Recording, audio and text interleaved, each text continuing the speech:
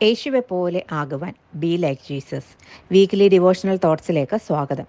തക്ക സമയത്ത് ലഭിക്കുന്ന ഒരു സഹായം ജീവിതത്തിൽ ഒരിക്കലും നാം മറക്കില്ല. തളരുമ്പോൾ താങ്ങുന്ന തോളും കരയുമ്പോൾ തലോടുന്ന കൈയും ഒന്നുമില്ലാതെ പ്രതിസന്ധികളുടെ മധ്യത്തിൽ ഒറ്റപ്പെട്ടു നിൽക്കുമ്പോൾ എത്തുന്ന ഒരു സഹായം, അത് നാം മലയാളികൾ 2018 വെള്ളപ്പൊക്കത്തിൽ കണ്ടതാണ്.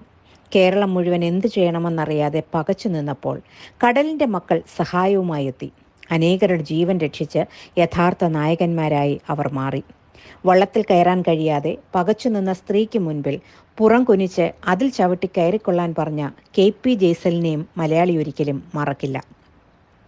യേശുവിൻ്റെ ക്രൂശീകരണം ഇതിനെപ്പറ്റിയാണല്ലോ നാം ചിന്തിച്ചുകൊണ്ടിരിക്കുന്നത്. ഗബഥ എന്ന കൽത്തളം മുതൽ ഗോൽഗോത്ത എന്ന മല വരെ ക്രൂശ് ചുമക്കുന്ന യേശു. ചാട്ടവാറടി കൊണ്ട് അവശനായി ഭാരമേറിയ ക്രൂശ് ചുമക്കുന്ന യേശുവിനെ പടയാളികൾ അപ്പോഴും ഉപദ്രവിക്കുന്നുണ്ട്. അവർ അതിൽ രസിക്കുകയാണ്. എന്നാൽ ചുറ്റും ജനക്കൂട്ടം പലവിധ വികാരങ്ങളുമായി ഈ രംഗം നോക്കിക്കൊണ്ട് നിൽക്കുന്നു. തൻ്റെ ശിഷ്യന്മാരെല്ലാവരും തന്നെ വിട്ടുപോയി. താൻ സൗഖ്യം നൽകിയവരും തൻ്റെ അത്ഭുതം കണ്ടവരും അപ്പം തിന്നവരും ഹോശന്ന പാടിയവരും എല്ലാം നിസ്സഹായരായി നോക്കി നിൽക്കുന്നു. പരിഹസിക്കുന്ന, നിന്ദിക്കുന്ന മറ്റൊരു കൂട്ടം ഇതൊക്കെ കണ്ട് സന്തോഷിക്കുകയും ചെയ്യുന്നു. എന്നാൽ ഭാരമേറിയ ക്രൂശ് ചുമക്കാൻ കഴിയാതെ യേശു പലതവണ വീഴുകയാണ്. പടയാളികൾക്കൊരു കാര്യം മനസ്സിലായി: യേശുവിന് ഈ ക്രൂശ് ഗോൽഗോത്ത വരെ ചുമക്കാൻ കഴിയുകയില്ല. അതിനു മുമ്പേ തന്നെ രക്തം വാർന്ന് തളർന്ന് ഇവൻ മരിച്ചു വീഴും. റോമൻ നിയമം അനുസരിച്ച് 1 മൈലോളം ഭാരം ചുമക്കാൻ സഹായിക്കാൻ അവർക്ക് ആരെയും നിർബന്ധിക്കാം. അങ്ങനെ അവർ ഒരാളെ കണ്ടെത്തി: കുറേനക്കാരനായ ശീമോൻ. മത്തായി, മർക്കോസ്, ലൂക്കോസ് ഈ സുവിശേഷങ്ങളിൽ കുറേനക്കാരനായ ശീമോൻ എന്ന വ്യക്തിയെപ്പറ്റി നാം കാണുന്നു. ഒറ്റ ഒരു വാക്യത്തിൽ അവർ ശീമോനെ പരിചയപ്പെടുത്തി. മത്തായി സുവിശേഷം 27-ാം അധ്യായം 32-ാം വാക്യത്തിലും മർക്കോസ് 15:21-ലും ലൂക്കോസ് 23:26-ലും കുറേനക്കാരനായ ശീമോനെ നമുക്ക് കാണാം. ലൂക്കോസും മത്തായിയും പേര് ശീമോൻ എന്നും അവൻ്റെ സ്ഥലം കുറേന എന്നും പറയുന്നു. മർക്കോസിൽ പറയുന്നു ശീമോൻ കുറേനക്കാരനാണെന്നും അവൻ്റെ മക്കളുടെ പേരും വയലിൽ നിന്ന് വരുന്നവനുമെന്ന് പറയുന്നു. മത്തായിയും മർക്കോസും പറയാതിരുന്ന കാര്യങ്ങൾ ലൂക്കോസിൽ പറയുന്നുണ്ട്.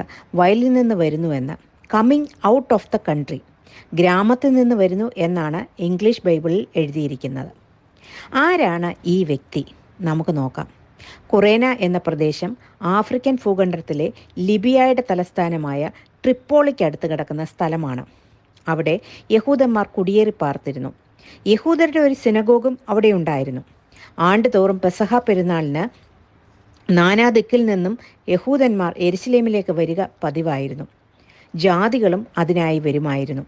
കുറേനക്കാരൻ ശീമോൻ യഹൂദനാണോ ജാതിയാണോ എന്നതിന് തെളിവുകളില്ല. ഏതായാലും അവനൊരു ദൈവീക പദ്ധതി അനുസരിച്ച് യെരുശലേമിൽ എത്തപ്പെട്ടു. പ്രിയ ദൈവ പൈതലെ, ചില ദൈവിക നിയോഗങ്ങൾ നമ്മുടെ മേലുണ്ടെങ്കിൽ നാം ആയിരിക്കുന്ന ഇടത്തു നിന്ന് പറിച്ചെടുത്ത് ദൈവം നമ്മെ മറ്റൊരിടത്താക്കും.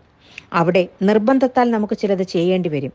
എന്നാലും അത് പിന്നത്തേതിൽ ദൈവം അനുഗ്രഹമാക്കി തീർക്കും എന്നതിന് തെളിവാണ് ഈ കുറേനക്കാരൻ ശീമോൻ.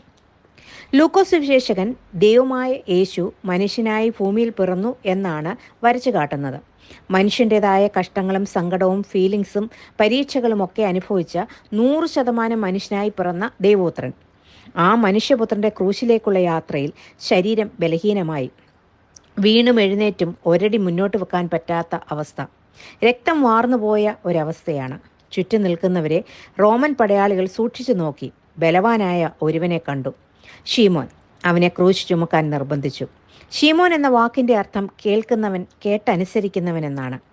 നിന്ദയുടെയും അപമാനത്തിൻ്റെയും പ്രതീകമായ ക്രൂശ് ചുമക്കാൻ അവന് തയ്യാറല്ലായിരുന്നു. നിർബന്ധത്താൽ വഴങ്ങേണ്ടി വന്നു. താൻ ഒരു ലക്ഷ്യവുമായിട്ടാണ് യെരുശലേമിലെത്തിയത്. ആ ലക്ഷ്യം പൂർത്തീകരിക്കാൻ കഴിയാതെ, പെരുന്നാളിൽ പങ്കെടുക്കാൻ കഴിയാതെ സങ്കടപ്പെട്ട് അവൻ യേശുവിൻ്റെ ക്രൂശിൻ്റെ അടുക്കിലേക്ക് ചെന്നു. നമുക്കൊന്ന് ഭാവനയിൽ കണ്ടു നോക്കാം. യേശുവിനെ കണ്ടവൻ ഞെട്ടി. ഇതൊരു മനുഷ്യൻ തന്നെയാണോ? പുറമുഴവ് ചാലുകൾ പോലെ കീറിയിരിക്കുന്നു. രക്തം കട്ട പിടിച്ച് കിടക്കുന്നു. മുൾമുടി ശിരസിൽ കിടക്കുന്നുണ്ട്. അതിൽ നിന്നും ഇറ്റിറ്റ് രക്തം വീണ് കണ്ണും മൂക്കും എല്ലാം രക്തത്തിൽ കുളിച്ചിരിക്കുന്നു. എന്ത് കുറ്റം ചെയ്തിട്ടാണ് ഇവൻ ഈ ക്രൂശ് ചുമക്കുന്നത് എന്നവൻ ചിന്തിച്ചു. രാജ്യദ്രോഹം വല്ലതും ചെയ്തതാകാം എന്നവൻ നിരൂപിച്ചു. എന്നാൽ ചുറ്റും നിൽക്കുന്ന ചിലരുടെയെങ്കിലും സംസാരത്തിൽ നിന്നോ കരച്ചിൽ നിന്നോ ശീമോന് മനസ്സിലായി കാണും ഈ മനുഷ്യൻ നിരപരാധിയാണ് എന്ന്.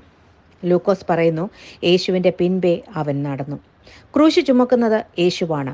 പിന്നിലൊരു സഹായത്തിന് കൂടെ കൂടിയവനാണ് ഷീമോൻ. യേശുവിൻ്റെ ശരീരത്തിൽ നിന്ന് വീണ രക്തത്തുള്ളികളും അവൻ്റെ വാക്കുകളും എല്ലാം ഷീമോനിൽ മാറ്റം വരുത്തി. ക്രൂശ് ചുമക്കുന്ന ഷീമോൻ നമ്മെ പലതും പഠിപ്പിക്കുന്നു. ദൈവം തിരഞ്ഞെടുത്തവൻ എന്ന പദവി 12 ശിഷ്യന്മാർക്കും മറ്റു പുരുഷാരത്തിനോ 72 അപ്പോസ്തലന്മാർക്കോ ഏറ്റവും പ്രിയ ശിഷ്യന്മാർക്കോ കിട്ടാത്ത ഒരു പദവിയാണ് എന്ന് ഒന്നാമതായി നാം മനസ്സിലാക്കണം.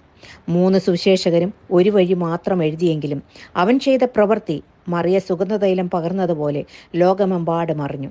താൻ മാറ്റി നിർത്തപ്പെട്ടവനായിരുന്നിരിക്കാം, എന്നാൽ ബലഹീനരെ താങ്ങാൻ ദൈവം അവനെ തിരഞ്ഞെടുത്തു.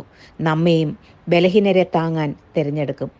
രണ്ടാമത്തെ കാര്യം, ദൈവം നമ്മെ എപ്പോൾ വേണമെങ്കിലും തൻ്റെ വേലയ്ക്കായി വിളിക്കാം. ഒരുപക്ഷെ നാം ഒട്ടും പ്രതീക്ഷിക്കാത്ത സമയത്തായിരിക്കാം അത്. അബ്രഹാമിനെയും മോശയെയും ഒക്കെ ദൈവം വിളിച്ചതുപോലെ തന്നെ ദൈവത്തിൻ്റെ പെർഫെക്റ്റ് ടൈമിൽ ദൈവം നമ്മെ ഒരു വേലയ്ക്കായി വിളിക്കും. മൂന്നാമതായി, നിർബന്ധത്താൽ ചിലപ്പോൾ ചില കാര്യങ്ങൾ നമുക്ക് ചെയ്യേണ്ടി വരും. തൻ്റെ ക്രൂശെടുക്കാൻ അവൻ നമ്മോട് ആവശ്യപ്പെടും. ചിലരുടെ സാക്ഷ്യം കേട്ടിട്ടില്ലേ? മറ്റുള്ളവർ നിർബന്ധിച്ച് ഒരു മീറ്റിങ്ങിന് പോയി അവിടെ വെച്ച് ദൈവം സംസാരിച്ചു എന്നൊക്കെ. ഒഴിവുകൾ പറഞ്ഞ മോശയെപ്പോലെ, യെരമ്യാവിനെ പോലെ നാം മാറി നിന്നേക്കാം. എന്നാൽ നിർബന്ധത്താൽ ചെയ്യുന്നത് പിന്നീട് അനുഗ്രഹമായി മാറും. ഷീമോനെ വഴിയിൽ വെച്ച് പിടിച്ചതാണ്, ക്രൂശ് ചുമപ്പിച്ചതാണ്. ഗോൽഗോത്ത വരെ മാത്രം അത് ചെയ്താൽ മതിയായിരുന്നു അവന്. എന്നാൽ താൻ പിന്നീട് യേശു പറഞ്ഞതുപോലെ വാസ്തവത്തിൽ ക്രൂശെടുത്ത് യേശുവിനെ സ്വമനസാലെ അനുഗമിക്കുന്നവനായി മാറി. നാലാമത്തെ കാര്യം, ദൈവത്തിന് ആരെയും വിളിക്കാം. അടിമയും യജമാനെയും യഹൂദനെയും ജാതിയെയും ആണിനെയും പെണ്ണിനെയും. യെരുശലേമിൽ ആരാധിക്കാൻ വന്നപ്പോൾ ഷണ്ണൻ മടങ്ങിപ്പോവുകയാണ്. ദൈവം ഫിലിപ്പോസിനെ അയച്ച് സുവിശേഷം അറിയിച്ച് സ്നാനപ്പെടുത്തിയത് നമുക്കെല്ലാവർക്കും അറിയാവുന്നതല്ലോ. മന്ത്രിയായ ആ എത്യോപ്യനെയും സാധാരണക്കാരനായ ഈ ഷീമോനെയും മുക്കുവരായ ശിഷ്യരെയും ചുങ്കക്കാരെയും ഒക്കെ വിളിച്ച യേശു നിന്നെയും എന്നെയും വിളിച്ചു ക്രൂശ് ചുമക്കാൻ. യോഗ്യത ഒന്നുമില്ല, എന്നാലും അവൻ നമ്മെ വിളിച്ചു. അഞ്ചാമത്തെ കാര്യം, യേശുവിൻ്റെ പിൻപേ പോകാനാണ് ദൈവം നമ്മെ വിളിച്ചത്.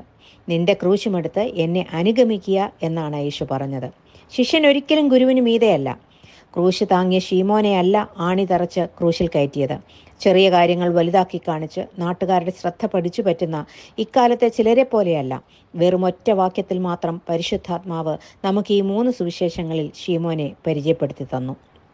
ആറാമത്തെ കാര്യം, നീ ക്രൂശ് ചുമന്നാൽ നിന്റെ മക്കൾ അനുഗ്രഹിക്കപ്പെടും, കർത്താവിൽ പ്രസിദ്ധരാകും. ചരിത്രം പറയുന്നു, ഷീമോൻ്റെ മകൻ റൂഫസ് റോമൻ സഭയിലെ ഒരു നേതാവായിരുന്നു. മറ്റൊരു മകൻ അലക്സാണ്ടർ അന്ത്യോക്യ സഭയിലെ നേതാവും, അല്ലെങ്കിൽ ഒരു ഗവർണർ. മക്കളെ വലിയവരാക്കാൻ നാം പ്രത്യേകിച്ചൊന്നും ചെയ്യേണ്ടതില്ല. കർത്താവ് ഏൽപ്പിച്ച ശുശ്രൂഷ നാം ചെയ്താൽ മാത്രം മതി. ദൈവം അവരെ അസാധാരണമായി മാനിക്കും, ഉയർത്തും. ഏഴാമത്തെ കാര്യം, ക്രൂശ് ചുമക്കുന്നവൻ്റെ കുടുംബം, ഭവനം, ഭാര്യ ഇതൊക്കെയും അനുഗ്രഹിക്കപ്പെട്ടിരിക്കും. ഭാര്യ പ്രശംസിക്കപ്പെടും. റോമാലേഖനം 16 അധ്യായം 13 വാക്യത്തിൽ പറയുന്നു, റൂഫസിൻ്റെയും എൻ്റെയും അമ്മ എന്ന്.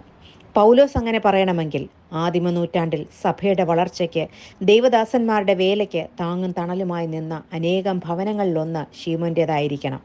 ബഥാനിയിലെ മറിയയുടെയും മാർത്തയുടെയും ഭവനം പോലെ ദൈവദാസന്മാരെ സൽക്കരിക്കുന്ന, കൈത്താങ്ങുന്ന, അമ്മയെപ്പോലെ കരുതുന്ന ഒരു വനിതയായിരുന്നു ഷീമോൻ്റെ ഭാര്യ. നോക്കൂ, നിർബന്ധത്താൽ ക്രൂശ് ചുമന്ന ഒരുവനെ ദൈവം എങ്ങനെ അനുഗ്രഹിച്ചുവെന്ന്. അവൻ്റെ ജീവിതം മാറി, കാഴ്ചപ്പാട് മാറി, വിധി മാറി. ഇന്നും ഈ ക്രൂശെടുത്ത് അനുഗമിക്കാൻ യേശു നമ്മെ വിളിക്കുന്നു. ലിറ്ററലി ക്രൂശെടുത്ത് ഷീമോൻ അനുഗമിച്ചതുപോലെ നമുക്കും നമ്മുടെ ക്രൂശെടുത്ത് യേശുവിനെ അനുഗമിക്കാം. ക്രൂശ് മരണത്തിലേക്കാണ് എന്ന് അറിഞ്ഞു തന്നെ സന്തോഷത്തോടെ അനുഗമിക്കാൻ നമ്മെ ഓരോരുത്തരെയും ദൈവമായ കർത്താവ് സഹായിക്കട്ടെ എന്ന് പ്രാർത്ഥിച്ചുകൊണ്ട് ഈ ധ്യാനചിന്ത ഇവിടെ അവസാനിപ്പിക്കുന്നു. God bless you all.